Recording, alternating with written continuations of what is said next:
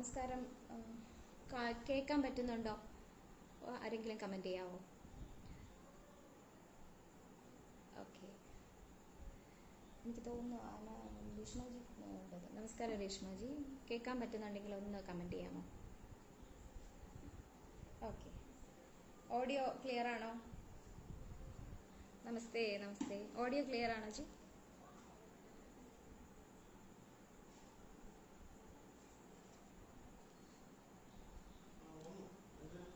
Audio clear ആണോ? കേൾക്കുന്നുണ്ടോ?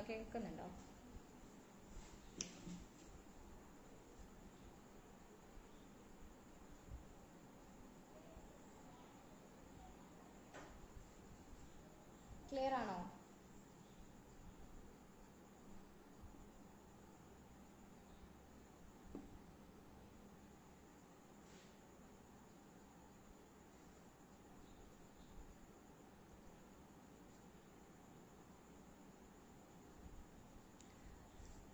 Audio clear ആണോ? ആരെങ്കിലും ഒന്ന് കമന്റ് ചെയ്യാമോ?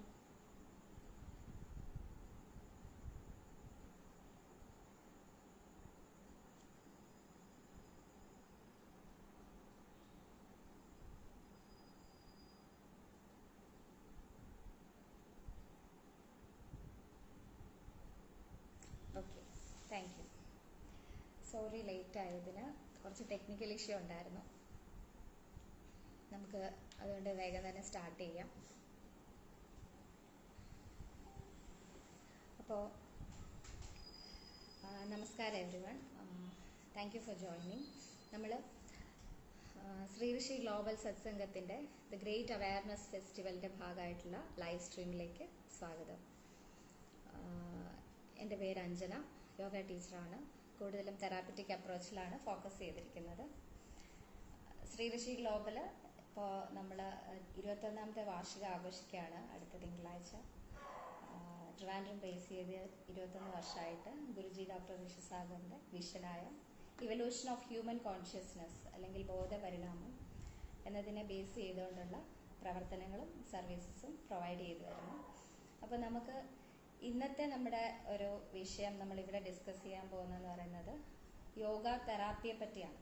Relevance of yoga therapy. നമുക്ക് പതുക്കെ വിഷയത്തിലേക്ക് കടക്കാം. എന്തെങ്കിലും ടെക്നിക്കൽ ഇഷ്യൂസ് ഫീൽ ചെയ്താൽ ആരെങ്കിലും ഒന്ന് കമന്റ് ചെയ്താൽ മതിയാവും. നമസ്തേ പ്രീതിജി.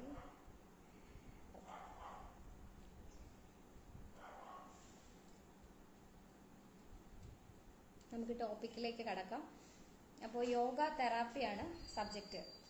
യോഗ തെറാപ്പി എന്ന് പറയുമ്പോൾ യോഗ എല്ലാവരും ഇതിലിപ്പോൾ പലരും യോഗ പ്രാക്ടീസ് ചെയ്യുന്നവരാണ്, അതുമായിട്ട് തന്നെ കണക്ട് ചെയ്തിട്ടുള്ളവരാണ്. അപ്പോൾ യോഗ എന്താണ് എന്നുള്ളത് നമുക്ക് ആദ്യം നോക്കാം.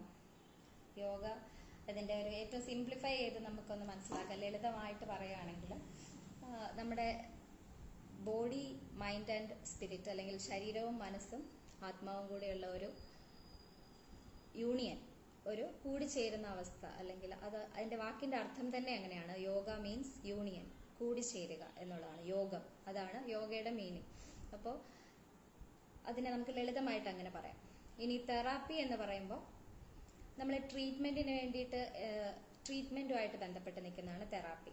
അപ്പോൾ ഇത് രണ്ടും കൂടി കണക്ട് ചെയ്ത് യോഗ തെറാപ്പി എന്ന് പറയാം. അപ്പോൾ ഈ കാലഘട്ടത്തിൽ നമ്മൾക്ക് യോഗ തെറാപ്പി അതിന്റെ റെലവൻസ്, ഇമ്പോർട്ടൻസ് എന്താണ് യോഗ തെറാപ്പി, എന്താണ് നമ്മൾ അതിൽ കൂടി അതിന്റെ ഒരു ബേസിക് ആയിട്ടുള്ള ഒരു ഐഡിയ തരാനായിട്ട് ആഗ്രഹിക്കണം. ഓക്കെ, അപ്പൊ അതിലേക്ക് വരുന്നതിന് മുമ്പ് തന്നെ യോഗ തെറാപ്പിയുടെ ഡീറ്റെയിൽസിലേക്ക്, അതിന്റെ പ്രിൻസിപ്പിൾ, അതിന്റെ പ്രോസസ്സിലേക്കൊക്കെ വരുന്നതിന് മുമ്പ് തന്നെ നമുക്ക് എന്താണ് ഹെൽത്ത്, ഇതിനു മുമ്പ് തന്നെ നമ്മൾ അറിയേണ്ട 2-3 ടേംസ് ആണ്. എന്താണ് ആരോഗ്യം, ഹെൽത്ത്, എന്താണ് ഡിസീസ്, രോഗങ്ങൾ. അത് കഴിഞ്ഞിട്ടാണ് നമ്മൾ അതിന്റെ ഉത്ഭവം അല്ലെങ്കിൽ ഒറിജിൻ എന്താണ് എന്നൊക്കെ ഉള്ളതും എങ്ങനെയാണ് യോഗയിൽ നമുക്കതിനെ അപ്രോച്ച് ചെയ്യാൻ പറ്റുന്നത് എന്നൊക്കെ നമുക്കൊന്ന് നോക്കാം. അപ്പോൾ നമ്മൾ പറഞ്ഞു യോഗ എന്ന് പറയുമ്പോൾ ഇറ്റ് ഈസ് ഒരു ബാലൻസിങ് ആണ്, ഒരു harmony, body, mind and spirit. Spirit എന്നുള്ളത് തൽക്കാലം മാറ്റി നിർത്താം. ശരീരവും മനസ്സും തമ്മിലുള്ള ഒരു സംയോഗം, ആ ഒരു ഹാർമണിയിൽ നമ്മൾ കൊണ്ടുപോവുകയാണെന്നുണ്ടെങ്കിൽ നമ്മൾ ഹെൽത്തി ആയിട്ടിരിക്കും എന്നുള്ളതാണ് യോഗിക് ഫിലോസഫി പ്രകാരം പറയുന്നത്. ഹെൽത്ത് എന്ന് പറയുന്ന ടേമിനേക്ക് നമുക്ക് വരാം. ഹെൽത്ത് അല്ലെങ്കിൽ ആരോഗ്യം. അതിൽ ആദ്യം തന്നെ നമുക്ക് WHO വേൾഡ് ഹെൽത്ത് ഓർഗനൈസേഷൻ എങ്ങനെയാണ് ഹെൽത്തിനെ ഡിഫൈൻ ചെയ്തിരിക്കുന്നതെന്ന് അറിയാം. അപ്പോൾ അതിൽ WHO ഡെഫിനിഷൻ പ്രകാരം ഹെൽത്ത് എന്ന് പറയുന്നത് ഒരു complete state of physical, mental and social wellbeing ആണ്. 3 ഡയമെൻഷൻസ് അതിനകത്ത് പറയുന്നു. ക്ലിയർ ആവുന്നുണ്ടോ?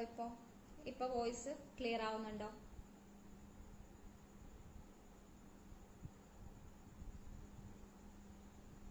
ബെറ്റർ ആണോ?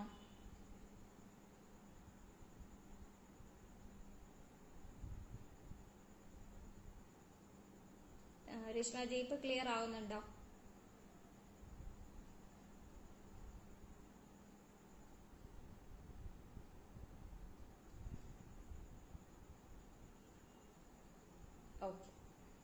Okay thank you Shanji.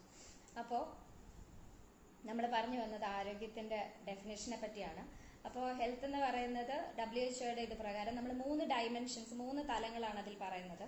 Physical, mental and social. ഒരു കാലത്ത് അല്ലെങ്കിൽ കുറച്ച് ബാക്കിലോട്ട് അതിന്റെ ഡെഫിനേഷൻ എടുത്താൽ ഫിസിക്കൽ ആയിട്ടുള്ള കാര്യങ്ങളെ പറ്റി മാത്രമേ ഉണ്ടായിരുന്നുള്ളൂ. പിന്നീട് ഈ ഡയമെൻഷൻസ് ആഡ് ചെയ്ത് വന്നതാണ്. അപ്പോൾ ഫിസിക്കൽ, മെന്റൽ ആൻഡ് സോഷ്യൽ എന്നുള്ളതിൽ ഓരോ തലങ്ങൾ എന്താണെന്ന് ജസ്റ്റ് ഒന്ന് മനസ്സിലാക്കാം. ഫിസിക്കൽ ആയിട്ടുള്ള ഹെൽത്ത് എന്ന് പറയുമ്പോൾ നമുക്കറിയാം, ഒരു ജനറൽ ഫിറ്റ്നസ്, നമ്മുടെ ഡേ ടു ഡേ ആക്ടിവിറ്റീസ് ചെയ്യാനായിട്ട് നമുക്ക് പറ്റുന്ന രീതിയിലുള്ള ഒരു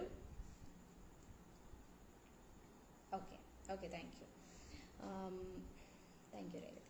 ഓക്കെ, അപ്പോൾ ഫിസിക്കലി നമ്മുടെ നമ്മുടെ ഫിറ്റ്നസ്, നമ്മുടെ ഡെയിലി ആക്ടിവിറ്റീസ് ചെയ്യാൻ കഴിയുന്ന രീതിയിലുള്ള ഒരു ആരോഗ്യ നില നമുക്കുണ്ടാകുക എന്നുള്ളതാണ് ഫിസിക്കൽ ആയിട്ടുള്ള തലത്തെ പറ്റി ഉദ്ദേശിക്കുന്നത്. ഞാനൊന്ന് ചെക്ക് ചെയ്യട്ടെ വോയിസ്.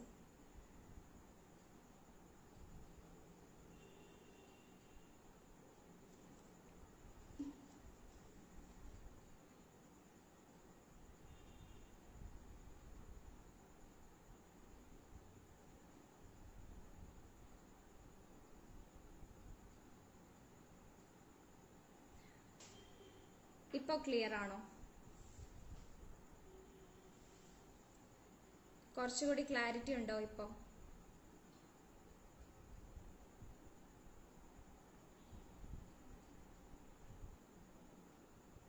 അതിപ്പോ ഒട്ടും കേൾക്കുന്നില്ല.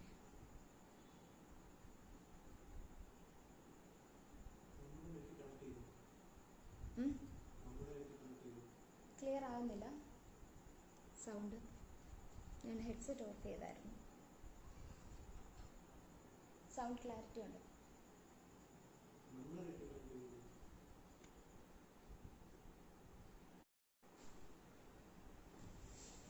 കാണാൻ പറ്റുന്നുണ്ടോ? നമസ്കാരം. കാണാൻ പറ്റുന്നുണ്ടോ? കേൾക്കാൻ പറ്റുന്നുണ്ടോ? ഒന്ന് അക്നോളജ് ചെയ്യാമോ? കുറച്ച് ടെക്നിക്കൽ ഇഷ്യൂസ് വന്നു.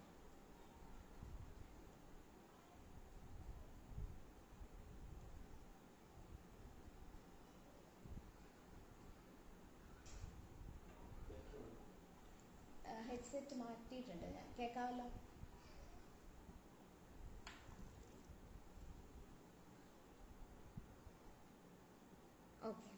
ഓക്കെ കണ്ടിന്യൂ ചെയ്യാണ്. എന്തെങ്കിലും കേൾക്കുന്നില്ലെങ്കിൽ ഞാൻ ഇത് റിമൂവ് ചെയ്യാണ്. ഐ ഹോപ്പ് കേൾക്കാമെന്നുള്ളത്. ഓക്കെ, കണ്ടിന്യൂ ചെയ്യാം. അപ്പോൾ നമ്മൾ സംസാരിച്ചുകൊണ്ടിരുന്നതെന്ന് പറയുന്നത് ആരോഗ്യത്തെ പറ്റിയാണ്, ഹെൽത്തിന്റെ ഡെഫിനിഷനാണ്. 3 തലങ്ങൾ പറഞ്ഞു: physical, mental and social. Physical തലം എന്ന് പറയുന്നത് ജനറൽ ആയിട്ടുള്ള നമ്മുടെ ഫിറ്റ്നസ്, ബോഡിയുടെ എബിലിറ്റി, നമ്മൾ ഓരോ ദിവസത്തെയും നമ്മുടെ കാര്യങ്ങളും ടാസ്കുകളും ചെയ്യാനായിട്ടുള്ള നമ്മളുടെ എബിലിറ്റിയാണ് ഫിസിക്കൽ ഫിറ്റ്നസ് അല്ലെങ്കിൽ ഫിസിക്കൽ ആയിട്ടുള്ള ഹെൽത്ത് കൊണ്ട് നമുക്ക് ഉദ്ദേശിക്കാൻ പറ്റുന്നത്. Okay, thank U Seenu. ഇനി അടുത്ത തലം എന്ന് പറയുന്നത് മെന്റൽ ആയിട്ടുള്ളതെന്ന് പറയുന്നത്, അതെന്ന് പറയുന്നത് ഒരിക്കലും ഒരു സൈക്കോളജിക്കൽ ഇഷ്യൂവിന്റെ ആബ്സെൻസ് അല്ല മെന്റൽ ഹെൽത്ത് എന്ന് പറയുന്നത്. മെന്റൽ ഹെൽത്ത് എന്ന് പറയുമ്പോൾ നമ്മൾക്ക് ഡേ ടു ഡേ നമ്മളുടെ ഒരു പ്രൊഡക്റ്റീവ് ആയിട്ടുള്ള മേഖലയിൽ നമ്മൾക്ക് അതിലുള്ള ഉണ്ടാകുന്ന സ്ട്രെസ്സുകളുമായിട്ട് നമുക്ക് കോപ്പപ്പ് ചെയ്ത് പോകാൻ പറ്റുക, അതുമായിട്ട് മാനേജ് ചെയ്ത് അതിൽ കൂടി പോകാൻ പറ്റുകയും നമുക്ക് സമൂഹത്തിന് നമ്മളുടേതായ എന്തെങ്കിലും പ്രൊഡക്റ്റീവ് ആയിട്ടുള്ള കാര്യങ്ങൾ നമ്മുടെ കർമ്മ മേഖലയിൽ ചെയ്യാൻ പറ്റുന്ന ആ ഒരു രീതിയിൽ പോകാൻ പറ്റുന്ന ഒരവസ്ഥ, മെന്റലി കുറച്ച് സ്റ്റേബിൾ ആയിട്ട് പോകാൻ പറ്റുന്ന അവസ്ഥ, അതാണ് മെന്റൽ ഹെൽത്ത് കൊണ്ട് ഉദ്ദേശിക്കുന്നത്. It is not just absence of any psychological issues. അതാണ് മെന്റൽ എന്നുള്ള തലത്തിൽ നമ്മൾ ഉദ്ദേശിക്കുന്നത്. ഇനി അടുത്തത് സോഷ്യൽ എന്നുള്ള ഡയമെൻഷനിൽ എന്താണ് പറയുന്നതെന്ന് വെച്ചാൽ, നമ്മൾ സമൂഹവുമായിട്ട് ഉള്ള നമ്മളുടെ കണക്റ്റഡ്നെസ് എങ്ങനെയാണ്, ആ ഒരു ഹെൽത്തി റിലേഷൻഷിപ്സ്, ആ ഒരു രീതിയിലുള്ള ഇതിനാണ് സോഷ്യൽ ഹെൽത്ത് എന്ന് പറയുന്നത്. ഈ 3 തലങ്ങളാണ് WHO വേൾഡ് ഹെൽത്ത് ഓർഗനൈസേഷൻ ആരോഗ്യത്തെ പറ്റി ഉള്ള ഡെഫിനേഷനിൽ പറഞ്ഞിരിക്കുന്നത്.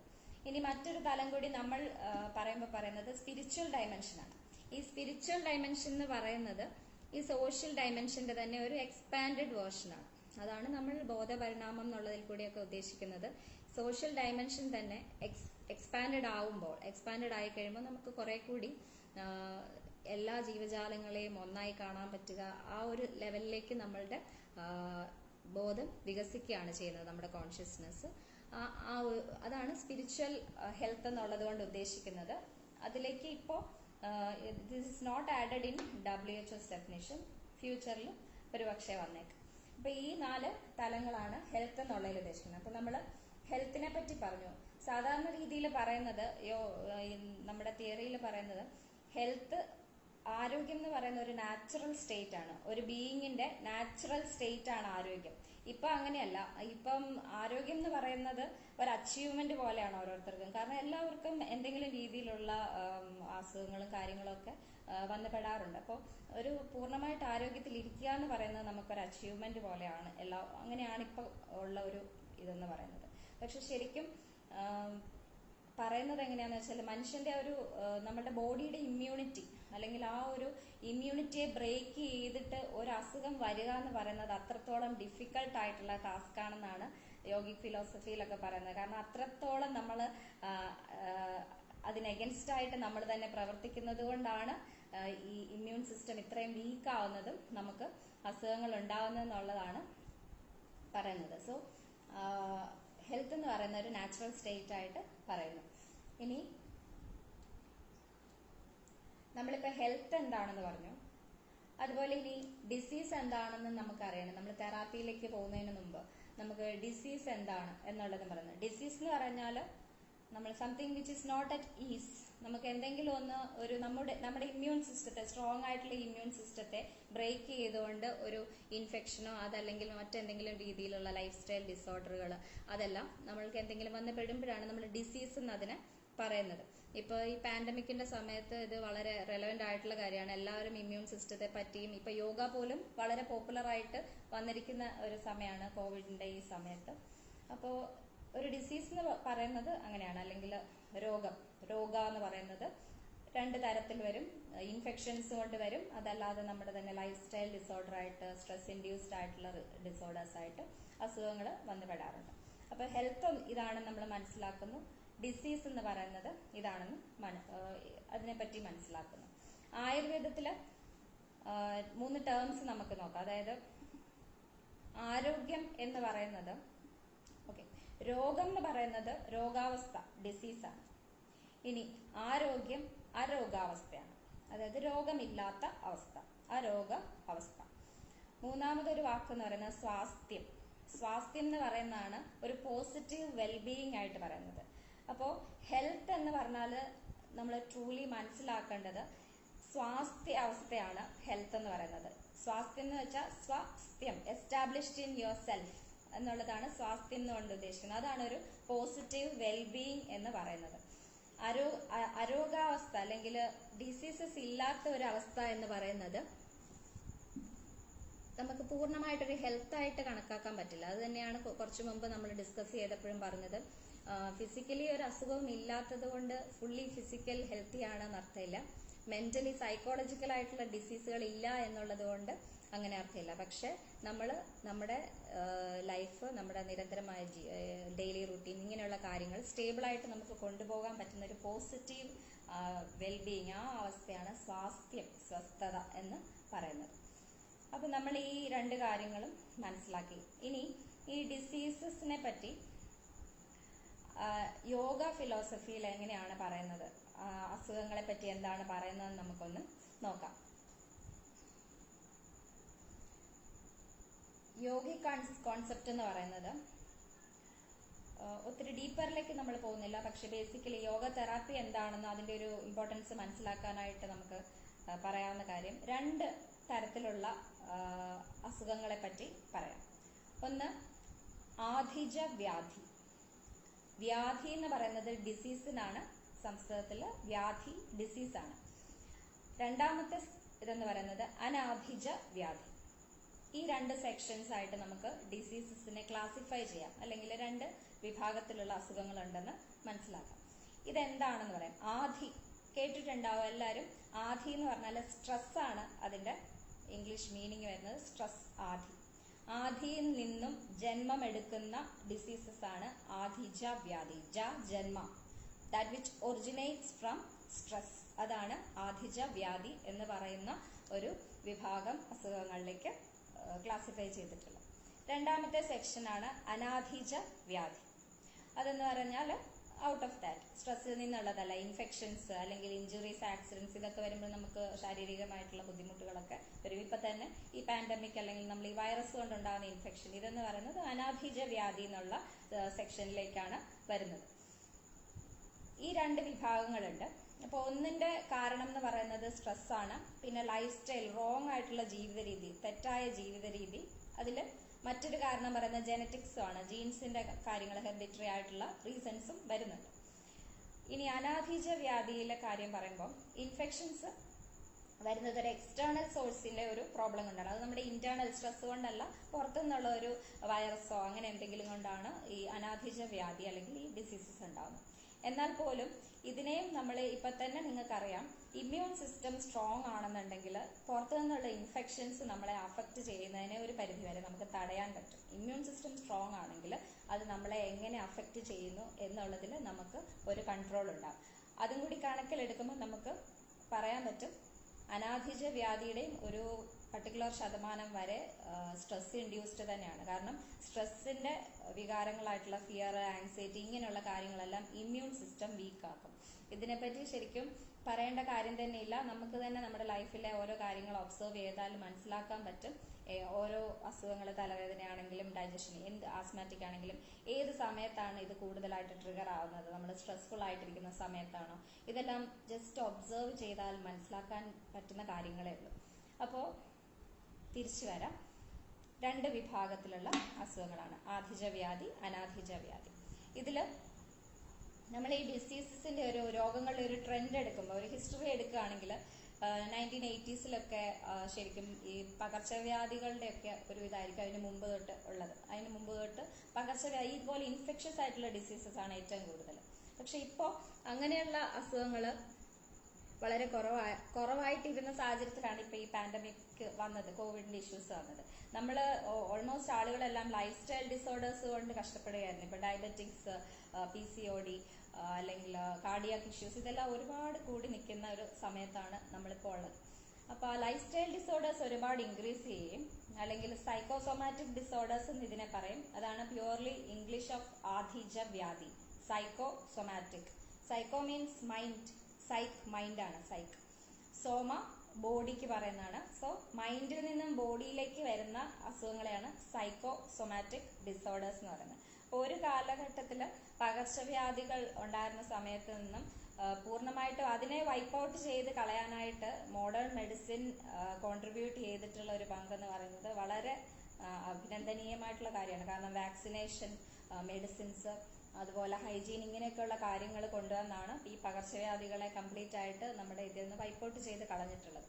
അത് കഴിഞ്ഞപ്പോഴത്തേക്കും ലൈഫ് സ്റ്റൈൽ ഡിസോർഡറുകളും സ്ട്രെസ് ഇൻഡ്യൂസ്, ഇപ്പൊ സൈക്കോസൊമാറ്റിക് ഡിസോർഡറുകളും വന്ന് ഇടം പിടിച്ചു. എല്ലാവർക്കും ഉണ്ടാവും ഒരു ഏജ് കഴിയുമ്പോഴത്തേക്കും ഡയബറ്റിസ്, കൊളസ്ട്രോൾ, ഇങ്ങനെയുള്ള എല്ലാ കാര്യങ്ങളും ഉണ്ടാവും. അപ്പോൾ നമ്മൾ ഇപ്പൊ മനസ്സിലാക്കിയ കാര്യങ്ങളെന്ന് പറയുന്നത് ഹെൽത്ത് എന്താണെന്നും ഡിസീസ് എന്താണെന്നും മനസ്സിലാക്കി. യോഗിക് ഫിലോസഫി പ്രകാരം എന്ത് തരത്തിലുള്ള അസുഖങ്ങളുണ്ട്, അതിന്റെ ഒരു സോഴ്സ് എന്താണെന്നുള്ളതും നമ്മൾ മനസ്സിലാക്കി. ഇനിയിപ്പോൾ നമ്മൾ പറഞ്ഞു സ്ട്രെസ് എന്നുള്ളതാണ് നമ്മൾ മെയിൻ ആയിട്ടുള്ള ഇതിന്റെ ഒരു കോസ് ആയിട്ട് പറയുന്നത്. സ്ട്രെസ് ആണ് അസുഖങ്ങളുടെ മെയിൻ കോസ് ആയിട്ട് പറയുന്നത്. സ്ട്രെസ്സിനെ എങ്ങനെയാണ് നമ്മൾ വിശേഷിപ്പിക്കുന്നത് യോഗിക് പെർസ്പെക്റ്റീവിൽ പറഞ്ഞു കഴിഞ്ഞാൽ, സ്ട്രെസ് എന്ന് പറയുന്നത് അൺകൺട്രോൾഡ് സ്പീഡ് ഓഫ് മൈൻഡാണ്. മനസ്സിന്റെ കൺട്രോൾ ചെയ്യാൻ കഴിയാത്ത രീതിയിലുള്ള വേഗത എന്ന് പറയാം. നമ്മൾക്ക് എക്സ്പീരിയൻസിൽ അറിയാം, സ്ട്രെസ് ഉള്ള സമയത്ത് നമ്മുടെ മൈൻഡിലെ തോട്ട്സ് എത്രത്തോളം സ്പീഡിലുള്ള തോട്ട്സ് ആണ് നമുക്ക് ഉണ്ടാവുന്നത് എന്നുള്ളത് നമുക്കറിയാം. അപ്പൊ അതെന്ന് പറയുന്നത് റിലാക്സ് ചെയ്യാൻ പറ്റാത്തൊരവസ്ഥ. That is uncontrolled speed of മൈൻഡാണ് സ്ട്രെസ്. ഇനി ഈ സ്ട്രെസ് എന്ന് പറയുമ്പോൾ ഒരു അപകടമുള്ള ഒരു സാഹചര്യം ഉണ്ടാകുന്ന സമയത്ത് ഒരു ഫ്ലൈറ്റ് ഓർ ഫൈറ്റ് റെസ്പോൺസ് നമ്മുടെ ബോഡി എപ്പോഴും ഉണ്ടാവും. ഒരു പട്ടിയെ കാണുന്നു അല്ലെങ്കിൽ പുലിയെ കാണുന്നു, നമ്മൾ പെട്ടെന്ന് റിയാക്ട് ചെയ്യും. നമുക്കൊരു ഒന്നുകിൽ ഫൈറ്റ് ചെയ്യുക അല്ലെങ്കിൽ ഓടുക. ഇതിൽ ആ ഡേഞ്ചർ സിറ്റുവേഷനെ നമ്മൾ എങ്ങനെ ഹാൻഡിൽ ചെയ്യുന്നു എന്നുള്ളത് നമ്മുടെ ഒരു സർവൈവലിന്റെ ഇതാണ്. അപ്പൊ അത് നാച്ചുറലായിട്ട് ഉണ്ടാവേണ്ടതാണ്. അത് ഉണ്ടായില്ലെങ്കിൽ പ്രശ്നമാണ്. ആ സ്ട്രെസ്, അതിനെ സ്ട്രെസ് എന്ന് വിളിക്കാമെങ്കിൽ ആ ഫൈറ്റ് ഓർ ഫ്ലൈറ്റ് റെസ്പോൺസ് നമുക്ക് ഉണ്ടാകണം. അത് ഉണ്ടാകേണ്ടത് നമ്മുടെ നിലനിൽപ്പിന് ആവശ്യമാണ്. പക്ഷെ ഈ സ്ട്രെസ് എങ്കിൽ മാത്രമേ നമുക്ക് ആ ഒരു സാഹചര്യത്തിൽ വേണ്ട രീതിയിൽ പ്രവർത്തിക്കാൻ പറ്റുള്ളൂ. എങ്ങനെയാണോ നമ്മൾ അവിടെ സർവൈവ് ചെയ്യേണ്ടത് അത് പ്രവർത്തിക്കാൻ പറ്റുള്ളൂ. പക്ഷെ ഇതൊരു പ്രോബ്ലം ആകുന്നത് അല്ലെങ്കിൽ ഒരു രോഗം ഉണ്ടാകാനുള്ള ഒരു കാരണമാകുന്നത് അത് എങ്ങനെയാണെന്ന് നമുക്കൊന്ന് നോക്കാം. അതായത് ഉണ്ടാകുന്ന സ്ട്രെസ് എത്രത്തോളം ഏത് ലെവലിൽ പോകുമ്പോഴാണ് അതിനെ ഒരു രോഗത്തിനുള്ള രീതിയിൽ ഉള്ള ഒരു കാരണമായിട്ട് വരുന്നതെന്ന് നോക്കാം. അതായത് ജീവിതത്തിൽ ഒരു സാഹചര്യം ഉണ്ടാകുന്നു, അല്ലെങ്കിൽ എന്തെങ്കിലും ഒരു സ്ട്രെസ്ഫുൾ ആയിട്ടുള്ള സിറ്റുവേഷൻ ഉണ്ടാകുന്നു. അപ്പൊ നമ്മൾ ഈ റെസ്പോൺസ് ഉണ്ടാകുന്നു, ഫൈറ്റ് ഓർ ഫ്ലൈറ്റ് ഉണ്ടാകുന്നു. ശരി, പട്ടിയെ കാണുന്നു, പട്ടിയെ കണ്ട് നമ്മൾ തിരിച്ച് ഓടുന്നു. പട്ടിയെ കണ്ടു കഴിഞ്ഞ് തിരിച്ചോടി നമ്മൾ സേഫ് ആയിട്ടുള്ള ഒരു സ്ഥലത്ത് എത്തി കഴിയുമ്പോഴത്തേക്കും നമ്മുടെ പാരാസിമ്പത്തറ്റിക് സിസ്റ്റം ആക്റ്റീവ് ആണ്. ഫസ്റ്റ് സിമ്പത്തറ്റിക് സിസ്റ്റം ആക്റ്റീവ് ആയതുകൊണ്ടാണ് നമ്മൾ ആ ഒരു സാഹചര്യത്തിൽ പ്രോപ്പറായിട്ട് റിയാക്ട് ചെയ്യുന്നത്. അത് കഴിയുമ്പോൾ നമ്മുടെ പാരാസിമ്പത്തറ്റിക് ആക്റ്റീവ് ആവും. നമ്മൾ റിലാക്സേഷനിലേക്ക് തിരിച്ചു വരണം. അതായത് അവിടെ ആ സാഹചര്യം ഇപ്പം ഇല്ല, നമ്മൾ തിരിച്ച് റിലാക്സേഷനിലേക്ക് വരണം. ഇതൊരു എക്സാമ്പിൾ ആയിട്ട് പറഞ്ഞതാണ്. മറ്റുള്ള ജീവിത സാഹചര്യങ്ങളാണെങ്കിലും എന്താണെങ്കിലും. അപ്പൊ അങ്ങനെയുള്ള സമയത്ത് ഒരു സാഹചര്യത്തിന് ആ സ്ട്രെസ്സിൽ നിന്ന് ഓവർകം ചെയ്യാൻ ഒരു പർട്ടിക്കുലർ ടൈം പീരീഡ് ഉണ്ടാവും. പലർക്കും വ്യത്യസ്തമായിരിക്കും ആ ടൈം. ചിലർ 10 ദിവസത്തിനകത്ത് റിക്കവർ ആവും, ചിലർ 2 മാസം എടുക്കും, ചിലർക്ക് അത് ഇയേഴ്സ് തുടരും. അപ്പൊ അതിനനുസരിച്ചാണ് അതിൻ്റെ ഒരു പ്രോബ്ലം ഉണ്ടാകുന്നത്. നമുക്ക് സ്ട്രെസ് സിറ്റുവേഷൻ മാറിക്കഴിഞ്ഞിട്ടും ആ സ്ട്രെസ് അങ്ങനെ തന്നെ നിൽക്കുന്ന ഒരവസ്ഥ, ആ സിറ്റുവേഷനെ പറ്റി തന്നെ ഓർത്തിട്ടോ അല്ലെങ്കിൽ അതിൻ്റെ ഒരു ഇത് തിരിച്ച് റിലാക്സേഷനിലേക്ക് വരാതെ നിൽക്കുന്ന ഒരവസ്ഥയിലാണ് ഈ ആദി ഉള്ളിൽ തന്നെ ഇരുന്നു കൊണ്ട് മെന്റൽ ഇതിൽ മാറ്റങ്ങൾ ഉണ്ടാക്കുന്നത്. അപ്പൊ അതിനെപ്പറ്റി നമുക്ക് മനസ്സിലാക്കാനായിട്ട് കുറച്ച് കാര്യങ്ങളും കൂടി അറിയാം. ഒരു എക്സാമ്പിൾ പറയാം. ഒരു അസുഖം സെറ്റാണ്. നമ്മളൊരു സ്പ്രിങ് ഒരു സ്പ്രിങ് എടുക്കുക. സ്പ്രിങ് അപ്പോൾ നമ്മൾ സ്ട്രെസ്ഡ് ആകുന്ന സമയത്ത് ഈ സ്പ്രിങ് ഇങ്ങനെ കംപ്രസ് ചെയ്യുന്നതിനെ പറ്റി വിചാരിക്കുക. സ്പ്രിങ് ഇങ്ങനെ കംപ്രസ് ചെയ്യുന്നു. ശരി, കംപ്രസ് ചെയ്ത് കഴിഞ്ഞിട്ട് നമ്മൾ കൈ വിട്ട് കഴിയുമ്പോൾ സ്പ്രിങ് പഴയ നിലയിലേക്ക് വരും. ഓക്കെ, അതുപോലെ സ്പ്രിങ് നമ്മളിങ്ങനെ എക്സ്റ്റെൻഡ് ചെയ്ത് കഴിഞ്ഞിട്ട് കൈ വിട്ട് കഴിയുമ്പോൾ അത് തിരിച്ച് പഴയ ലെവലിലേക്ക് വരുന്നു. ഇത് എല്ലാവരും ഒബ്സർവ് ചെയ്തിട്ടുള്ള ഒരു കാര്യമായിരിക്കും. അപ്പോൾ ഒരു കാര്യമുണ്ട്, ഈ പഴയ നില ഇതും നമ്മുടെ ആ ഒരു മെന്റൽ, നമ്മുടെ ഫിസിക്കൽ ലെവലുമായിട്ട് കമ്പയർ ചെയ്യാം. സ്ട്രെസ് വരുന്ന സമയത്ത് കംപ്രസ് ആവുന്നു അല്ലെങ്കിൽ സ്ട്രെച്ച് ആവുന്നു. തിരിച്ച് ആ ഒരു സാഹചര്യം മാറുമ്പോഴത്തേക്കും അത് തിരിച്ച് ഒറിജിനൽ സ്റ്റേറ്റിലേക്ക് വരുന്നു. എന്നാൽ നമ്മൾ കുറേ നേരം ഒരു ലെവൽ കഴിഞ്ഞിട്ട് ഇതിനെ കംപ്രസ് ചെയ്യുകയോ ഒരു ലെവൽ കഴിഞ്ഞ് ഒരു ലിമിറ്റ് കഴിഞ്ഞ് ഇതിനെ വലിച്ചു പിടിക്കുകയോ കുറച്ചു നേരം ചെയ്തുകൊണ്ടിരിക്കുന്നു. പിന്നെ തിരിച്ചു വിട്ട് കഴിഞ്ഞാൽ ഇത് പഴയ സ്റ്റേറ്റിലെത്തില്ല. എങ്ങോട്ടാണോ സ്ട്രെച്ച് ചെയ്തത് അല്ലെ കംപ്രസ് ചെയ്തത് ആ നിലയിൽ തന്നെ ഇതിന്റെ ഷേപ്പ് അങ്ങനെ തന്നെ ആയിട്ട് തുടരും. ഈ ഒരു എക്സാമ്പിൾ കമ്പയർ ചെയ്യുക. ഇത് തന്നെയാണ് നമ്മുടെ ഇതിൽ സംഭവിക്കുന്നത്. ഒരു ഉദാഹരണം എടുത്താൽ ദേഷ്യം വരുന്ന ഒരാളെ എടുക്കാം. ദേഷ്യം വരുന്ന ഒരാളെ നമുക്ക് എക്സാമ്പിൾ ആയിട്ട് എടുക്കാം. ഈ ദേഷ്യം വരുന്നതിനെ പറ്റി പറയുന്നത് എന്ന് വെച്ചാൽ നമ്മൾ തന്നെ വിഷം കുടിക്കുന്നു, അപ്പുറത്ത് നിൽക്കുന്ന ആളാണ് ചാകാൻ പോകുന്നതെന്ന് നമ്മൾ വിചാരിക്കുന്നു. ദേഷ്യപ്പെടുന്ന സമയത്ത് എന്തൊക്കെയാണ് ശരീരത്തിൽ ഉണ്ടാകുന്ന മാറ്റങ്ങളെന്ന് നിങ്ങളൊന്ന് ഗൂഗിൾ സെർച്ച് ചെയ്താൽ തന്നെ അറിയാം. അപ്പോൾ എന്തൊക്കെ രീതിയിലുള്ള കാര്യങ്ങൾ നമ്മുടെ ഉള്ളിൽ നടക്കുന്നു, അത് നമ്മൾ വിഷം കുടിക്കുന്നത് പോലെയാണ്. And we are expecting the other person to die. അതാണ് ദേഷ്യം വരുന്നതിന്റെ. സോ ഓക്കെ, അപ്പൊ അതിലേക്ക് വരുന്നത് ദേഷ്യപ്പെടുന്ന സമയത്ത് നമ്മുടെ BP ഉയരുന്നു, നമ്മുടെ ഹാർട്ട് ബീറ്റ് കൂടുന്നു, ഇതെല്ലാം സംഭവിക്കുന്നു എന്നുള്ളത് നാച്ചുറലി അറിയാം. അപ്പൊ നമ്മളൊരു ആഴ്ചയിലോ മാസത്തിലോ 1-2 തവണ ദേഷ്യപ്പെട്ടു, അതിനൊരു പ്രത്യേക കാരണമുണ്ട്, അതിന് ദേഷ്യപ്പെട്ടു, ദാറ്റ് ഈസ് ഫൈൻ. പക്ഷെ ചിലർക്ക് ദേഷ്യം കൺട്രോൾ ചെയ്യാൻ പറ്റാത്തവരോ, ദേഷ്യം ഒരു വികാരം മാത്രമാണ്, മറ്റു പല നെഗറ്റീവ് വികാരങ്ങളുണ്ട് നമ്മളെ നെഗറ്റീവായിട്ട് അഫക്ട് ചെയ്യുന്നത്.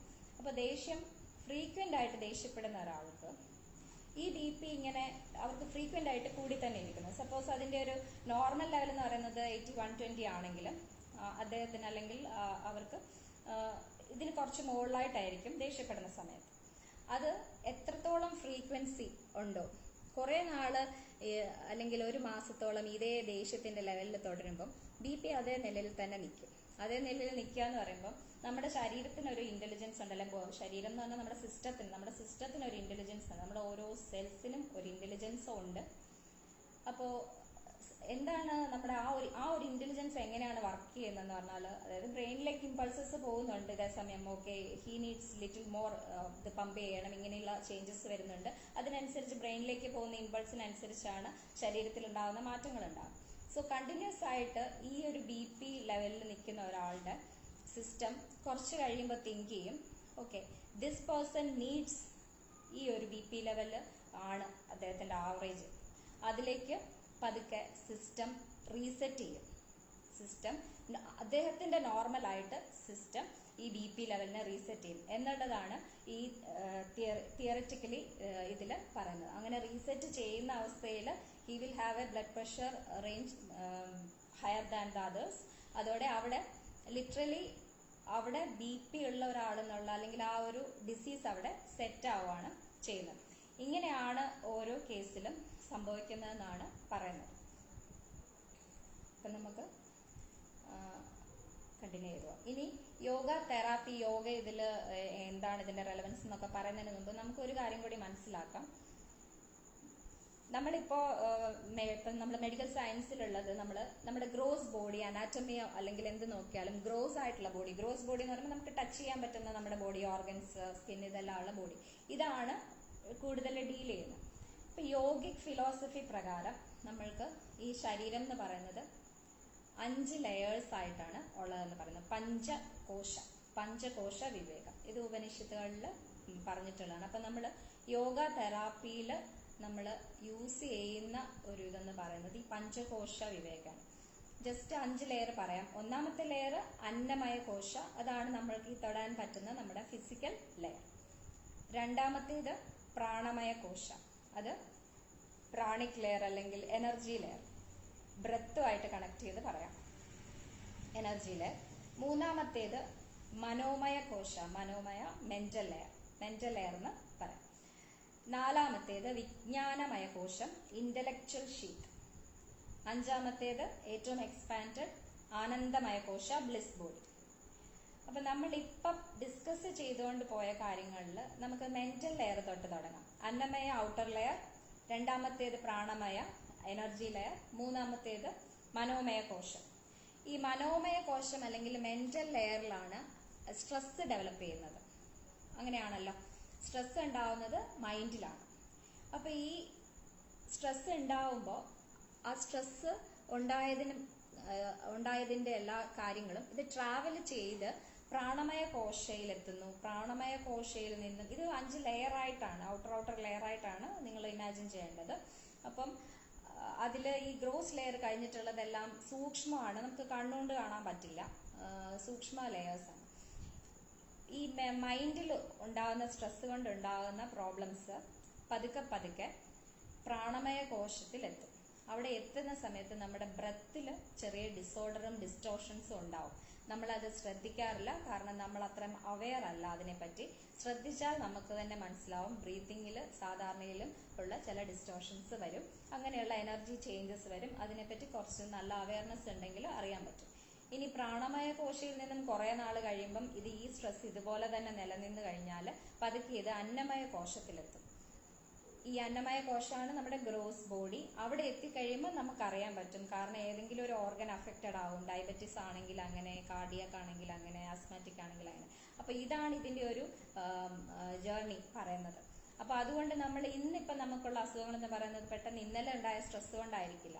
വർഷങ്ങളായിട്ട് നമ്മൾ തുടർന്ന് പോകുന്ന ജീവിതചര്യകള്, നമ്മുടെ സ്ട്രെസ്, ഇതെല്ലാം കൊണ്ട് പതുക്കെയാണ് ഇത് മാനിഫെസ്റ്റ് ചെയ്ത് ബോഡിയിൽ വരിക. ഇതിന്റെ സയന്റിഫിക്കലി സൈക്കോസൊമാറ്റിക് ഡിസോർഡേഴ്സിന്റെ സ്റ്റേജസ് പറയുന്നുണ്ട്. സൈക്കിക് ഫേസ്, അതാണ് മെന്റലി ഉള്ള ഫേസ്. ദെൻ സൈക്കോസൊമാറ്റിക് ഫേസ്, പതുക്കെ ട്രാവൽ ചെയ്ത് ബോഡിയിലേക്ക് വരാൻ പോകുന്ന അവസ്ഥ. ഇനി സൊമാറ്റിക് ഫേസ് എന്ന് പറയുന്ന ബോഡിയിൽ ചില സിംറ്റംസ് കണ്ടു തുടങ്ങും. ഏറ്റവും ലാസ്റ്റ് ഫേസ് എന്ന് പറയുന്ന ഓർഗാനിക് ഫേസ് ആണ്. ഏതാണോ ടാർഗറ്റഡ് ആയിട്ടുള്ള ഓർഗൻ, ആ ഓർഗനെ ആ അസുഖം അഫക്റ്റ് ചെയ്യും. അഫക്റ്റ് ചെയ്ത് കഴിഞ്ഞാൽ നമ്മൾ പ്രോപ്പർ ആയിട്ടുള്ള മെഡിസിനും സപ്പോർട്ടും എടുത്തുകൊണ്ട് വേണം പോകാൻ. കാരണം ഓർഗനെ അഫക്റ്റ് ചെയ്ത് കഴിഞ്ഞാൽ അത് യോഗ വഴി എന്നല്ല മാറ്റാൻ പറ്റും, മാറ്റാൻ പറ്റായികയില്ല. പക്ഷെ അതിന് മുമ്പേ മാറ്റാനാണെങ്കിൽ കുറച്ചും കൂടി ഈസിയാണ്. ഓർഗനെ അഫക്റ്റ് ചെയ്താൽ പ്രോപ്പർ ആയിട്ടുള്ള മെഡിസിൻസും കാര്യങ്ങളും സപ്പോർട്ടും എടുക്കണം. അപ്പം നമ്മൾ യോഗ തെറാപ്പിയിൽ ചെയ്യുന്നത് ഇതിന്റെ ഉത്ഭവം മെന്റൽ ലെയറിലാണെന്ന് പറഞ്ഞു. മെന്റൽ ലെയറിലാണ് കോസ് കിടക്കുന്നത്, സ്ട്രെസ്സാണ് കാരണം. അവിടെ വെച്ച് തന്നെ റൂട്ട് കോസിനെ തന്നെ നമ്മൾ എലിമിനേറ്റ് ചെയ്യുക, അല്ലെങ്കിൽ അതിനെ അവിടെ വെച്ച് കട്ട് ചെയ്ത് കഴിഞ്ഞാൽ പിന്നെ ഇത് ശരീരത്തിലേക്ക് മാനിഫെസ്റ്റ് ആകുന്നത് അവോയ്ഡ് ചെയ്യാം. ഇപ്പൊ യോഗയിലുള്ള പ്രാക്ടീസസും കാര്യങ്ങളും ഒക്കെ സ്ട്രെസ്സിനെ റെഡ്യൂസ് ചെയ്യാൻ അല്ലെങ്കിൽ കാം ഡൗൺ ചെയ്യാൻ, നമ്മളെ കാം ഡൗൺ ചെയ്യാൻ വേണ്ടിയിട്ടുള്ള പ്രാക്ടീസുകളാണ് ഉള്ളത്. അപ്പൊ അവിടെ വെച്ച് തന്നെ നമ്മൾ ആ കോസിനെ മാറ്റുന്നു. അതല്ലാത്തൊരു ചികിത്സാ രീതികളാണ്. ഇപ്പൊ നമ്മൾ സിംറ്റംസിനെ ട്രീറ്റ് ചെയ്യുവാണെങ്കിൽ ഒരു ഹെഡ് ഏക്ക് വന്നു, പെയിൻ കില്ലർ കഴിച്ചാൽ മതി, ഹെഡ് ഏക്ക് മാറും. അതൊരു വലിയ ബ്ലെസ്സിങ് തന്നെയാണ്. കാരണം എന്തായാലും ഒരു വേദന ഉണ്ടെങ്കിൽ പെയിൻ കില്ലർ കഴിച്ചാൽ അതൊന്ന് ടെമ്പററിലി നമുക്കൊരു relief. That is an emergency സിറ്റുവേഷനിൽ നമുക്ക് ഏറ്റവും ഹെൽപ്ഫുൾ ആയിട്ടുള്ള ഒരു ബ്ലെസ്സിങ് ആണ് ഈ മെഡിസിൻസ് ആണെങ്കിലും മോഡേൺ മെഡിസിന്റെ കാര്യം. അപ്പോൾ പക്ഷെ ഇപ്പൊ രണ്ടുപേർക്ക് ഹെഡ് ഏക്ക് ഉണ്ട്. ഒരാൾക്ക് പനി കൊണ്ട് ഹെഡ് ഏക്ക് വന്നതായിരിക്കും, മറ്റൊരാളുടെ ഹെഡ് ഏക്കിന്റെ കാരണം ചിലപ്പോൾ ഭാര്യയായിരിക്കും. അപ്പോൾ അങ്ങനെയാണെങ്കിൽ ഒരു ഉദാഹരണം പറഞ്ഞതേ ഉള്ളൂ. അപ്പോൾ അങ്ങനെ വന്നു കഴിഞ്ഞാൽ പെയിൻ കില്ലർ കഴിച്ചാൽ ഹെഡ് ഏക്ക് മാറും, പക്ഷെ വീട്ടിൽ ചെന്നാൽ ചിലപ്പോൾ പിന്നെ ഹെഡ് ഏക്ക് വന്നുകൊണ്ടിരിക്കും. അപ്പോൾ അതിന്റെ കോസ് മാറുന്നില്ല, അതിന്റെ റൂട്ട് കോസിനെ നമ്മൾ എലിമിനേറ്റ് ചെയ്യുന്നില്ല. ഇതിൽ യോഗയിൽ നമ്മൾ യോഗ തെറാപ്പിയിൽ അതുകൊണ്ട് എപ്പോഴും കാരണത്തിനാണ് നമ്മൾ ട്രീറ്റ്മെന്റ് കണ്ടെത്തുന്നത്. അപ്പോൾ മെന്റൽ ലെയറിൽ വെച്ച് തന്നെ ഇതിനെ എലിമിനേറ്റ് ചെയ്യുന്നു. ഇതിന് എന്തൊക്കെ മാർഗങ്ങൾ നമുക്ക് നോക്കാം എന്നുള്ളതും ജസ്റ്റ് ഒന്ന് പറഞ്ഞു പോവാം.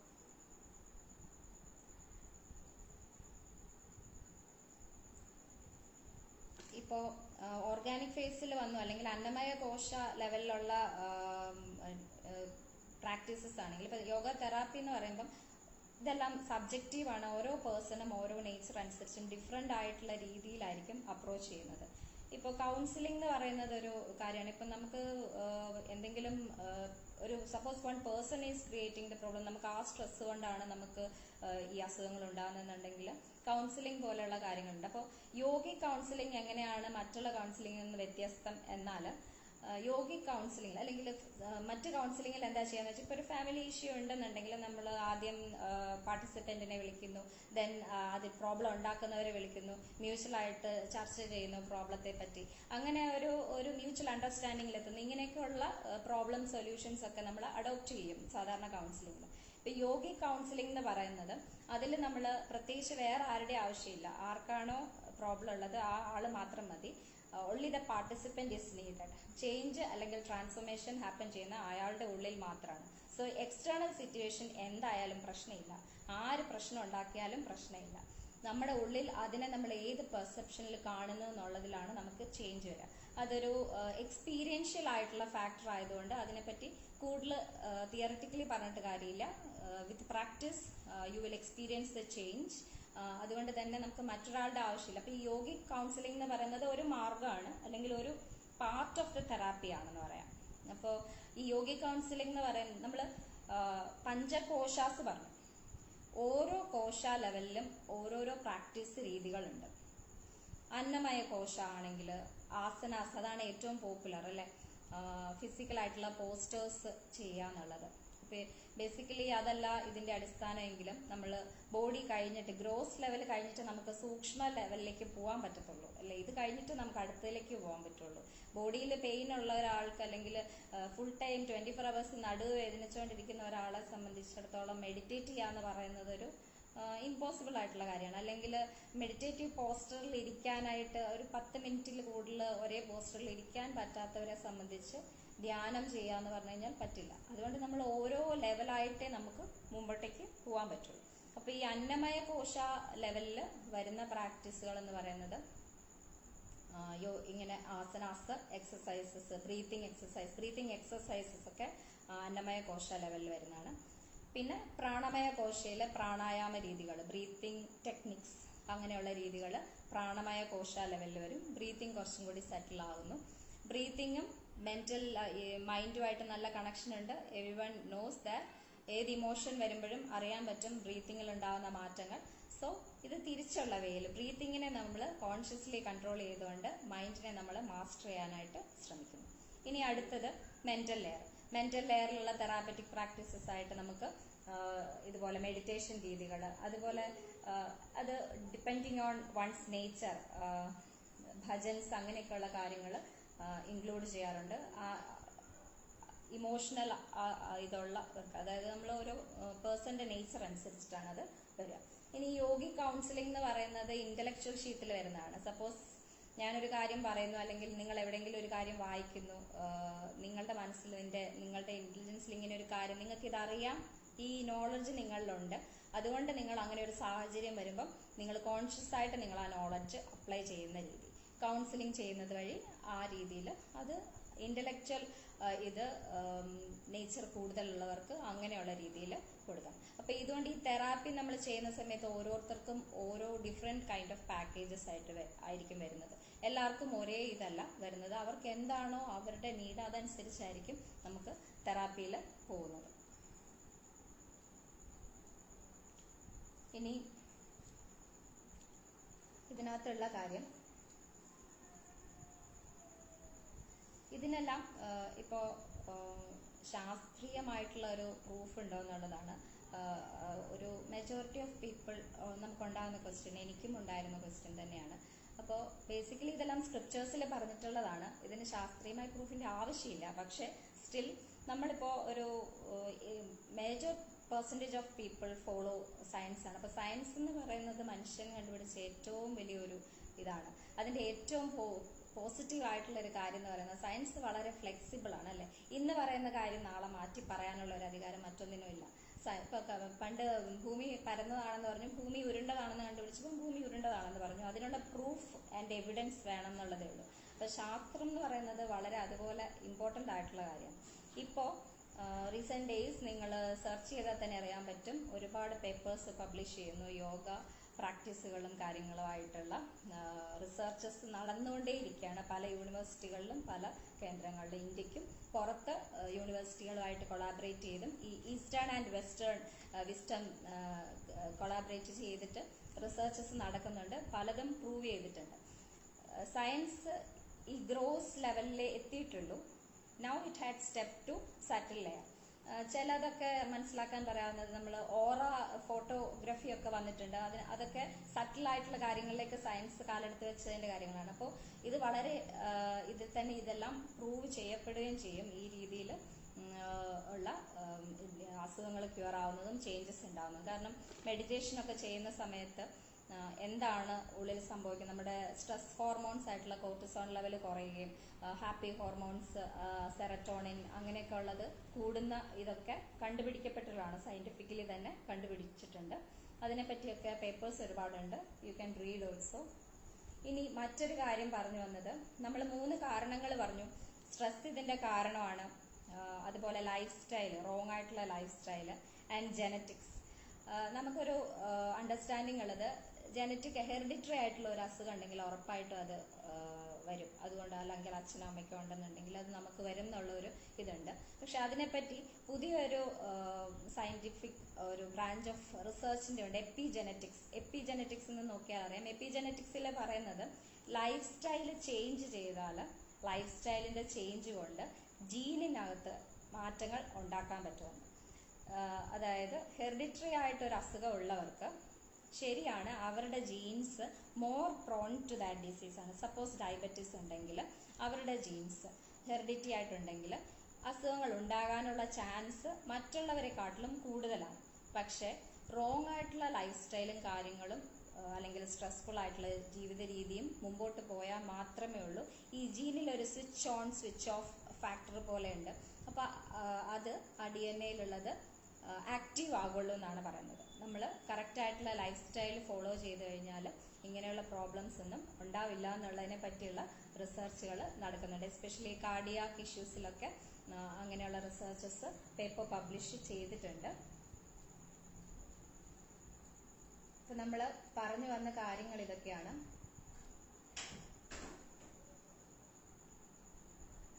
പറഞ്ഞു വന്ന കാര്യങ്ങൾ ഇതൊക്കെയാണ്. അപ്പൊ യോഗ നമ്മൾ ഒരു ട്രീറ്റ്മെന്റ് മെത്തേഡ് അല്ല. നമ്മൾ യോഗ പ്രാക്ടീസ് ചെയ്യുമ്പോൾ ഒരു സൈഡ് എഫക്റ്റ് പോലെ, റെഗുലർ ആയിട്ട് യോഗ പ്രാക്ടീസ് ചെയ്യുന്നവർക്ക് ഒരു സൈഡ് എഫക്റ്റ് പോലെ കിട്ടുന്ന കാര്യങ്ങളാണ് അവർക്കുള്ള അസുഖങ്ങൾ അവരിൽ നിന്ന് അകന്നു പോകുന്നു എന്നുള്ളത്. യോഗയുടെ അൾട്ടിമേറ്റ് എയിം എന്ന് പറയുന്നത് അതിനും ബിയോണ്ട് ആണ്. അത് നമുക്ക് പിന്നീട് ഒരു അവസരത്തിൽ ഡിസ്കസ് ചെയ്യാം. അപ്പോൾ യോഗ തെറാപ്പി എന്ന് പറയുമ്പോൾ നമ്മൾ ഒരു അസുഖമുള്ള ഒരാളാണെങ്കിൽ നാളെ തൊട്ട് യോഗ ക്ലാസ്സിൽ ചേരുകയാണ്, അതുകൊണ്ട് മരുന്ന് നിർത്തി എല്ലാം നിർത്തി, ആ ഒരു രീതിയിലല്ല യോഗ വർക്ക് ചെയ്യുന്നത്. യോഗ ഒരു പ്രിവെന്റീവ് ഡിസിപ്ലിൻ ആണ്. ബേസിക്കലി യോഗ പ്രാക്ടീസ് റെഗുലർ ആയിട്ട് ചെയ്ത് കഴിഞ്ഞാൽ you will be healthy, because body mind everything will be in harmony. ഒരു സമതുലിത അവസ്ഥയിലായിരിക്കും. സിസ്റ്റം വർക്ക് ചെയ്യുന്നത് പ്രോപ്പർ ആയിട്ടായിരിക്കും. എല്ലാം ആവശ്യത്തിന് പോലെ ആയിരിക്കും വർക്ക് ചെയ്യുന്നത്. യോഗത്തിലായിരിക്കും എന്ന് തന്നെ പറയുന്ന പോലെ. അപ്പോൾ അതല്ല എങ്കിൽ സംഭവിക്കുന്ന കാര്യങ്ങൾ, ഇപ്പോൾ നമ്മൾ ഒരു ക്ലാസ്സിൽ ഞാൻ എപ്പോഴും പറയാറുള്ള കാര്യമാണ്, 10 പേര് ഒരു യോഗ ക്ലാസ്സിൽ പോകുന്നു, ഒരു 6 മാസത്തെ പ്രാക്ടീസ് ചെയ്യുന്നു. അപ്പോൾ ഇവരെല്ലാം പല ആവശ്യങ്ങൾക്കാണ് പോകുന്നത്. ഒരാൾ വെയിറ്റ് ലോസിനാണ് പോകുന്നത്, ഒരാൾക്ക് ആസ്മാറ്റിക് ഇഷ്യൂ ഉള്ളതുകൊണ്ടാണ്, ഒരാൾക്ക് നടുവേദനയാണ്, മൈഗ്രെയിൻ, അങ്ങനെ പല പല ഇഷ്യൂസിനാണ് പോകുന്നത്. പക്ഷെ 6 മാസം പ്രാക്ടീസ് ചെയ്ത് കഴിയുമ്പോൾ ഇവർക്ക് വേണ്ട ബെനിഫിറ്റ്സ് ആണ് കിട്ടുന്നത്. അപ്പൊ ഇത് എന്തുകൊണ്ടാണ് സംഭവിക്കുന്നത്? അപ്പൊ ഇതൊരു ട്രീറ്റ്മെന്റ് മെത്തേഡാണ്. ഒരു മരുന്ന് പോലെയോ അങ്ങനെ എന്തെങ്കിലും ആണെങ്കിൽ എല്ലാവർക്കും ഒരേ ബെനിഫിറ്റ് കിട്ടണം, അല്ലെങ്കിൽ തലവേദന മാറാനുള്ള മരുന്നോ അങ്ങനെ എന്തെങ്കിലും. ഇതങ്ങനെയല്ല. അപ്പോൾ ഓരോരുത്തർക്കും സൂര്യ നമസ്കാരം എക്സാമ്പിൾ ആയിട്ട് എടുക്കാൻ വേണമെങ്കിൽ സൂര്യ നമസ്കാരം മാത്രം ചെയ്യുന്നു എന്ന് വിചാരിക്കുക. അപ്പോൾ 6 മാസത്തിന് ശേഷം എല്ലാവരും അവരവർക്ക് വേണ്ട ബെനിഫിറ്റ്സ് ആണ് അവർക്ക് കിട്ടുന്നത്. അപ്പൊ ഇതെന്തുകൊണ്ടാണ് സംഭവിക്കുന്നതെന്ന് നമ്മൾ ചിന്തിക്കേണ്ട കാര്യമാണ്. അതെന്താണെന്ന് വെച്ചാൽ, yoga fils what is missing in the person. അതൊരു നമ്മളിൽ എവിടെയാണ് എന്തോ മിസ്സായി പോയിട്ടുള്ളത് ഓരോ വ്യക്തിയിലും, അതിനെ യോഗ ഫില്ല് ചെയ്യുകയാണെന്ന് പറയാം. അല്ലെങ്കിൽ ഒരു യോഗ ഇതിലാകുമ്പോൾ ഒരു ഹാർമണിയിൽ, പെർഫെക്റ്റ് ഹാർമണിയിലേക്ക് ഹ്യൂമൻ സിസ്റ്റം വരുന്ന സമയത്ത് ഈ അസുഖങ്ങളും കാര്യങ്ങളും വിട്ടുപോകുന്നു. അതുകൊണ്ട് തന്നെ അത് ഓരോ വ്യക്തിയിലും എന്താണ് മിസ്സിംഗ് ആയിട്ടുള്ളത്, എന്താണ് അവരുടെ പ്രോബ്ലം, എന്താണ് അവരുടെ നീഡ്, ഇതിനെ ആയിരിക്കും ഫില്ല് ചെയ്യുന്നത് എന്നുള്ളതാണ് യോഗ ചെയ്യുന്നത് കൊണ്ട് വരുന്നത്. ഇത് തെറാപ്പിയിലെ ബേസിക് ആയിട്ടുള്ള കാര്യമാണ്. അതുപോലെ തെറാപ്പിയിലെ ഒരു പ്രിൻസിപ്പിൾ എന്ന് പറയുന്നത് ബേസ് ചെയ്തിരിക്കുന്നത് റിലാക്സേഷനിലാണ്. എത്രത്തോളം കൂടുതൽ ആസന ചെയ്യുന്നു എന്നുള്ളതിലല്ല. നമ്മളിപ്പോൾ പറഞ്ഞതുപോലെ സിമ്പത്തറ്റിക്കും പാരാസിമ്പത്തറ്റിക് സിസ്റ്റത്തിനെ പറ്റി പറഞ്ഞ പോലെ റിലാക്സ് ചെയ്യാൻ പറ്റുന്ന ഒരവസ്ഥ, എപ്പോഴും ആക്റ്റീവായിട്ട് ഇരിക്കുന്ന ഒരാൾ, ആ ആൾക്ക് വെറുതെ ഇരിക്കുന്ന സമയത്ത് മൈൻഡ് റിലാക്സ് ആവുന്നുണ്ടോ, ബോഡി റിലാക്സ് ആവുന്നുണ്ടോ എന്നുള്ളതാണ്. റിലാക്സ് ചെയ്യാൻ പറ്റാത്തൊരവസ്ഥ, അല്ലെങ്കിൽ കാം ഡൗൺ ചെയ്യാൻ പറ്റാത്തൊരവസ്ഥ, ആ അവസ്ഥയിൽ നിന്നാണ് ഈ വ്യാധികളെല്ലാം ഉടലെടുക്കുന്നത്, ഡിസീസസ് എല്ലാം ഉണ്ടാവുന്നത്. യോഗ വാസിഷ്ടം യോഗ തെറാപ്പിയുമായിട്ട് റിലേറ്റ് ചെയ്തിട്ടുള്ള ഇമ്പോർട്ടൻ്റ് ആയിട്ടുള്ള സ്ക്രിപ്ചറാണ്. ഭഗവത്ഗീതയിലും പറയുന്നു, ഇതിനെപ്പറ്റി പറയുന്നുണ്ട്. ഇപ്പോൾ അർജുനനും കൃഷ്ണനും തമ്മിലുള്ള, ഇപ്പോൾ യുദ്ധക്കളത്തിൽ എല്ലാവരെയും വെല്ലുവിളിച്ച അർജുനൻ യുദ്ധക്കളത്തിൽ വന്നു നിന്നിട്ട് പറയുന്നത് അതാണ്, ഭഗവാനോട് പറയുന്നത് അങ്ങനെയാണ്, ഗാന്ധീവം സംസദേ ഹസ്താത് ത്വക്ചൈവ പരിദഹ്യതേ എന്നാണ്. അതായത് ഗാന്ധീവം കയ്യിൽ നിന്ന് സ്ലിപ്പായി പോകുന്നു, ദേഹം മുഴുവനും വേർക്കുന്നു, ഒന്നും ചെയ്യാൻ പറ്റാത്ത ഒരവസ്ഥയിൽ മനസ്സ് പാളി നിൽക്കുകയാണെന്നാണ് അർജുനൻ പറയുന്നത്. ഇത് ഏത് ഡോക്ടർ ഐഡന്റിഫൈ ചെയ്താലും ഇതൊരു ആങ്സൈറ്റി ഇഷ്യൂ ആയിട്ട് പറയാം. ഇതിൽ നിന്നും അർജുനനെ തിരിച്ചു കൊണ്ടുവരാനായിട്ടാണ് പിന്നീടുള്ള ഡിസ്കോഴ്സിൽ വരുന്നത്. അതിൽ കർമ്മയോഗത്തിലും യോഗയെ പറ്റിയുള്ള ഡെഫിനിഷനുകൾ പറയുന്നു. പല ഡെഫിനിഷൻസ് വരുന്നുണ്ട്. യോഗസ്ഥ ഗുരു കർമാണി, അറ്റാച്ച്മെന്റ് എല്ലാം വെടിഞ്ഞ് ചെയ്യുന്നത്, അതായത് ബോഡി മൈൻഡ് ഐഡന്റിഫിക്കേഷൻ എല്ലാം വേണ്ടെന്ന് വെക്കുന്നതിനെ പറ്റിയൊക്കെ വരുന്നുണ്ട്. അതിലേക്ക് നമ്മളിപ്പോൾ പോകുന്നില്ല. ഇപ്പൊ യോഗ വാസിഷ്ടത്തിൽ പറയുന്നത് ഇതാണ്, മനഃപ്രശമനോപായ യോഗ. മൈൻഡ് പ്രശമന എന്ന് പറഞ്ഞാൽ കാമിങ് ഡൗൺ ആണ്. അതിനുള്ള ഒരു ഉപായം അല്ലെങ്കിൽ ഒരു ട്രിക്കാണ് യോഗ. ഇതാണ് ബേസിക് പ്രിൻസിപ്പിൾ ഓഫ് തെറാപ്പി, മനഃപ്രശമനോപായ യോഗ. അപ്പൊ yoga is a skilful trick to calm down the mind. Mind calm down ചെയ്യാന്നുള്ളതാണ് ഇതിൻ്റെ അകത്ത് ബേസിക് ആയിട്ട് വരുന്ന കാര്യം. അത് ചെയ്യുന്ന പ്രോസസ്സ് എന്ന് പറയുന്നത് നമ്മൾ ഈ പഞ്ചകോശ ലെവലിലുള്ള പ്രാക്ടീസുകളാണ് ചെയ്യുന്നത്. ഇനി ഈ അപ്രോച്ചിനെ പറ്റി പറയാനുള്ളത്, ഓൾറെഡി പറഞ്ഞു, നമ്മൾ യോഗ ചെയ്യുന്നു എന്നുള്ളതുകൊണ്ട് പെട്ടെന്ന് നമ്മൾ മരുന്നുകളോ ഒന്നും സ്റ്റോപ്പ് ചെയ്തല്ല. പതുക്കെ നമ്മളിത് പ്രാക്ടീസ് ചെയ്ത് കൊണ്ടുവരിക. എങ്ങനെയാണോ നമ്മുടെ സിസ്റ്റം റിയാക്ട് ചെയ്യുന്നത്, എങ്ങനെയാണ് റെസ്പോണ്ട് ചെയ്യുന്നതിനനുസരിച്ച് വിവേകപൂർവ്വം മെഡിസിൻസ് അങ്ങനെയുള്ള രീതിയിൽ മാത്രമേ ഇതിനെ ചെയ്യാനായിട്ട് പറ്റുള്ളൂ. അതുപോലെ ശാസ്ത്രത്തിന്റെ സയൻസ് പ്രൂവ് ചെയ്യുന്ന കേസും പറഞ്ഞു. പ്രൂഫ് ബേസ്ഡ് ആയിട്ടുള്ള പഠനങ്ങൾ അതുപോലെ നടക്കുന്നുണ്ട്. കാരണം if it can be proved, majority of the people appreciate this because it can be use to ഒരു വലിയ മെജോറിറ്റിയിലേക്ക് ഈ ഒരു ഇത് കൊണ്ടുവരാനായിട്ട് പറ്റും, ഈ ഒരു ഹോളിസ്റ്റിക് അപ്രോച്ച് കൊണ്ടുവരാൻ പറ്റും. And I personally wish like integrating the modern medicine with the holistic approaches, it will be a beautiful way to do the therapeutic practices. അപ്പോൾ ഇതിൽ ശാസ്ത്രീയമായിട്ടുള്ള പ്രൂഫ് നോക്കുന്നവർക്കും കുഴപ്പമില്ല, അതിനെപ്പറ്റി നടക്കുന്നു. പക്ഷെ ഒരു ശരിയായ വിവേകം എന്ന് പറയുന്നത് ഇറ്റ് മേ ടേക്ക് ഒരു 50 years ചിലപ്പോൾ എടുത്തുനിന്ന് വരാം. 10 വർഷത്തിനകത്തും ചിലപ്പോൾ സയൻസ് ഇത് പ്രൂവ് ചെയ്യും, ഇതെല്ലാം പ്രൂവ് ചെയ്യും. അതുവരെ നമ്മൾ വെയിറ്റ് ചെയ്യേണ്ട കാര്യമുണ്ടോ എന്നുള്ളത് മാത്രമേ ഉള്ളൂ. So true wisdom is to adopt yogic lifestyle now itself. അതാണ് പറയാനുള്ളത്. ഇനി നിങ്ങൾക്ക് എന്തെങ്കിലും ചോദിക്കാനുണ്ടെങ്കിൽ, ഞാൻ എന്തെങ്കിലും വിട്ടുപോയിട്ടുണ്ടെങ്കിൽ പറയാം. നമ്മൾ ശ്രീ ഋഷിയുടെ വിഷനായിട്ടുള്ള, ഗുരുജി ഋഷി സാഗർജിയുടെ വിഷനായിട്ടുള്ള ഇവല്യൂഷൻ ഓഫ് കോൺഷ്യസ്നെസ്സിന്റെ ഭാഗമായിട്ടുള്ള ന്യൂ അവയർനെസ്, ന്യൂ ലൈഫ് എന്നുള്ളതിലെ ഒരു ചെറിയ പാർട്ടായിട്ടാണ് യോഗ തെറാപ്പിയും വരുന്നത്. അതായത് നവശരീരം, നമ്മളെപ്പോഴും ഗ്രോസിൽ നിന്നും പതുക്കെ പതുക്കെ നമുക്ക് മൂവ് ചെയ്യാൻ പറ്റുള്ളൂ. അപ്പോൾ ബോധ പരിണാമം അല്ലെങ്കിൽ ഇവല്യൂഷൻ ഓഫ് കോൺഷ്യസ്നെസ്സിലേക്കുള്ള ഓരോരോ പടിപടിയായിട്ട് വരുന്നതിലെ ഒരു ചെറിയ ഭാഗമാണ് യോഗ തെറാപ്പി എന്ന് പറയുന്നത്. സർവീസസിനെ പറ്റി അറിയാനായിട്ട് വെബ്സൈറ്റ് വിസിറ്റ് ചെയ്യാം. ഇതിന്റെ ലിങ്ക് ഞാൻ താഴെ പോസ്റ്റ് ചെയ്യാം. And if I find some articles on scientific research also അതും പോസ്റ്റ് ചെയ്യാം. നിങ്ങൾക്ക് എന്തെങ്കിലും മറ്റെന്തെങ്കിലും പേഴ്സണൽ ആയിട്ട് അറിയണമെങ്കിലോ എന്തെങ്കിലും ഉണ്ടെങ്കിൽ you can contact Shri Rishi or my personal ID also. മറ്റൊന്നും ഇല്ലെന്ന് വിചാരിക്കുന്നു. Thank you. Okay thank you all. മറ്റൊരവസരത്തിൽ കാണാം. നന്ദി, നമസ്കാരം.